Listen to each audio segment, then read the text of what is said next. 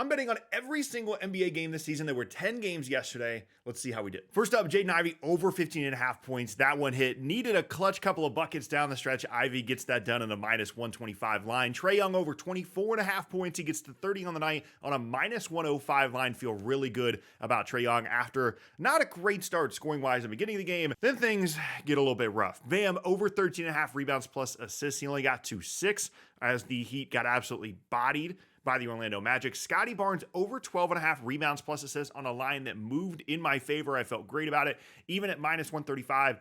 And he gets to 11, even though he got off to a great start. That one's unfortunate. Talking about a great start, Giannis Antetokounmpo over 40.5 points plus rebounds, minus 125. He gets to 39. He had 19 super early in the game. I felt great about this one. Unfortunately, didn't hit. A little bit of blowout potential there as well once Embiid and Paul George were announced out. I got this line before then, so that's unfortunate, but not a big deal.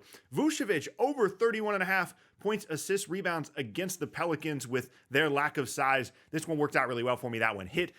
This is the one that bothers me the most. Brandon Miller over 17.5 on a minus 120 line. 6 points. The only reason he scored 6 points was because he played 11 minutes. He had 6 points early in the game. I felt great about the line.